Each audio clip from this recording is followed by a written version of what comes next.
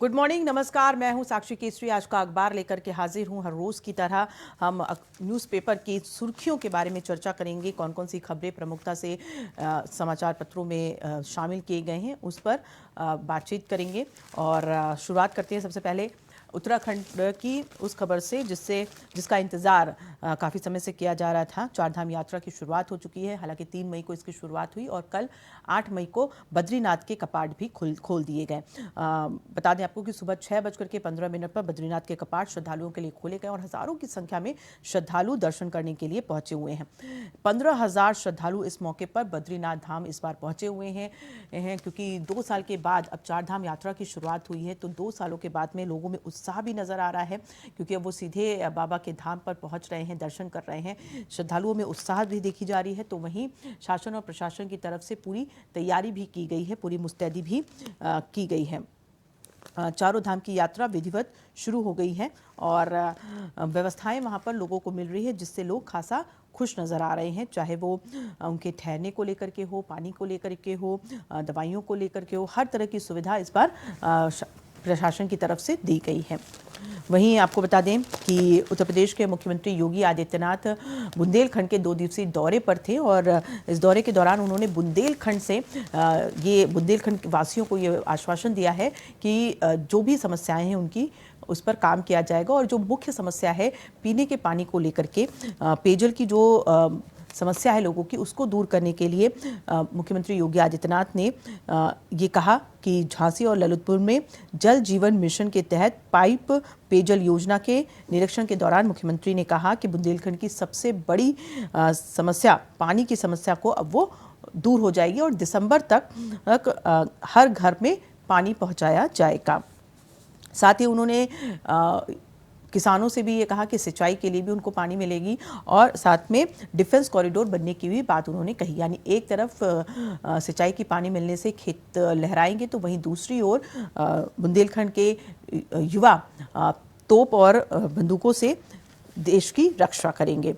जल जीवन मिशन को लेकर के सख्त नजर आए मुख्यमंत्री योगी आदित्यनाथ। उन्होंने ये आश्वासन दिया है बुंदेलखंड को कि जल्द से जल्द पीने की समस्या दूर होगी। साथ ही उन्होंने बीजेपी के कार्यकर्ताओं को भी आड़े हाथों लिया। बता दें आपको कि बीजेपी के कार्यकर्ताओं को उन्होंने साफ चेतावनी दी कि किसी भी तरीके की भ्रष्टाचार में लिप्त न हो, जो भी लोगों की समस्याएं हैं उनको दूर किया जाए, क्योंकि ये बीजेपी की सरकार है, ना कि सपा या बसपा की। और एक फटकार उन्होंने बीजेपी के कार्यकर्ताओं को लगाई और अनुशासन का पाठ पढ़ाया। तो ये रहा बुंदेलखंड का दौरा मुख्यमंत्री का।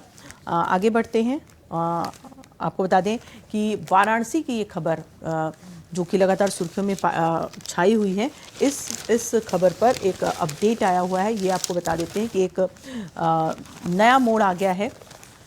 श्रृंगार गौरी पूजन की अनुमति मामले में एक नया मोड़ आया है। एक वादी मुकदमे से पीछे हट गई हैं, बाकी 4 ने कहा है कि आखिरी सांस तक लड़ेंगी। ज्ञानव्यापी परिसर में सर्वे के लिए नियुक्त अधिवक्ता आयुक्त की कार्रवाई के बीच एक वादी जिनका नाम है राखी सिंह, उन्होंने मुकदमा वापस ले लिया है और इसी से एक नया मोड़ आ गया है इस पूरे मामले को लेकर के। लेकिन बाकी 4 वादियों ने कहा है कि वो आखिरी सांस तक लड़ेंगी। हालांकि राखी सिंह क्यों पीछे हटी, इस बात का खुलासा नहीं हो पाया है, लेकिन अभी 4 वादी हैं महिलाएं जो कि कह रही हैं कि वो इसके लिए लड़ती रहेंगी। और उन्होंने कहा कि राखी सिंह के जाने से इस पर कोई असर भी नहीं पड़ेगा। सर्वे के दौरान वादी पक्ष के सहयोगी रहे विश्व वैदिक सनातन संघ के प्रमुख और राखी के रिश्तेदार जितेंद्र सिंह बिसेन ने रविवार को राखी की ओर से याचिका वापस लेने का दावा किया है। जितेंद्र के मुताबिक सोमवार को याचिका वापस ली जाएगी। हालांकि खुद राखी की तरफ से कोई बयान नहीं आया है। इसके बाद अन्य वादी मंजू व्यास, सीता साहू, लक्ष्मी देवी और रेखा देवी मीडिया के सामने आई और ऐसे किसी भी फैसले से उन्होंने इनकार किया है। तो अब देखते हैं कि ज्ञानव्यापी मस्जिद मामले को लेकर के क्या मोड़ आता है, क्योंकि 2 दिन का सर्वे करने के लिए वहां पर टीम पहुंची थी। हालांकि विरोध इतना ज़्यादा हुआ नमाजियों के द्वारा कि सर्वे नहीं हो पाई दोनों ही दिन।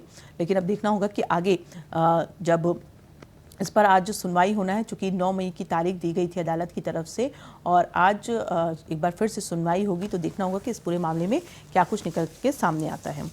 वहीं एक और खबर की बात बता देते हैं। जम्मू कश्मीर की खबर है, जहां पर ये बताया जा रहा है कि जम्मू कश्मीर में पिछले 4 महीने में यानी जनवरी से लेकर अप्रैल तक में 6 लाख पर्यटक पहुंच चुके हैं कश्मीर।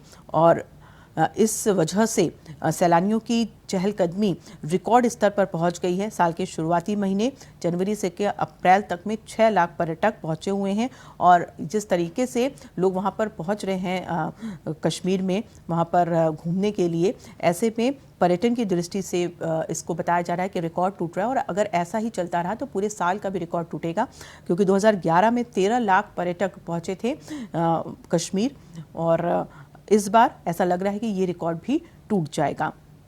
अच्छा, क्या पर्यटक जो बढ़ रहे हैं उसके क्या कारण हैं आखिर? देखिए, एक तो कोविड की वजह से सभी पर्यटक रुके हुए थे, लोग कहीं भी जा नहीं रहे थे, लेकिन अब जो है पर्यटकों की संख्या जगह जगह पर देखी जा रही है। लेकिन कश्मीर की अगर बात कर लें तो यहाँ पर पर्यटकों के बढ़ने की 4 प्रमुख वजह जो है वो बताई जा रही है। पहला तो ये कि रूस यूक्रेन युद्ध से यूरोपीय देशों में महंगाई चरम पर है, लोग कश्मीर का रुख कर रहे हैं। देश के मैदानों में तापमान 40 डिग्री से ऊपर चल रहा है, कश्मीर में 20 डिग्री के करीब है। लोग गर्मी से राहत पाने के लिए रुख कर रहे हैं कश्मीर का, क्योंकि वहाँ पर 20 डिग्री तापमान है। दूसरा ये कि घाटी में सुरक्षा बलों ने पिछले कुछ महीनों में आतंकवाद को ताबड़तोड़ कार्रवाई की है। आतंकवाद के खिलाफ लड़ाई इतनी मजबूत हो गई है कि अब कश्मीर जाने में उतना खतरा नहीं है। जो लोग पहले बहुत डरते थे कि आतंकवाद है वहाँ पर कब क्या हो जाए, कब हमले हो जाए, कुछ कह नहीं सकते, तो इस पर भी बहुत हद तक लगाम लगाया है सुरक्षा बलों ने। और सरकार पर्यटन को दूर दराज से गुरेज तंधार जैसे इलाकों तक पहुँच रही है।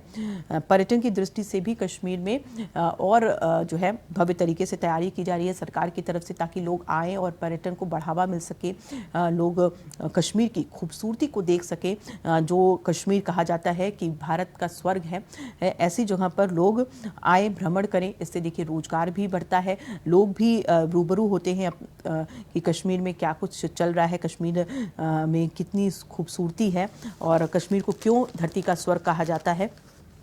देखिए, लोग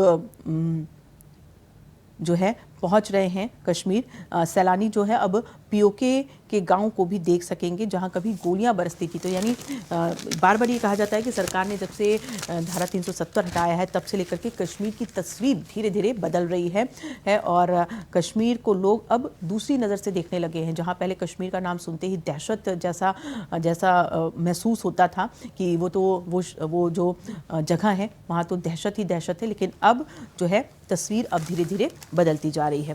तो ये रहे तमाम खबरें जिस पर हमने बातचीत की और आगे भी खबरों की अपडेट आपको देते रहेंगे। फिलहाल आज के लिए इतना ही, मुझे दीजिए इजाज़त। कल फिर हाजिर होंगे आज का अखबार लेकर के। नमस्कार।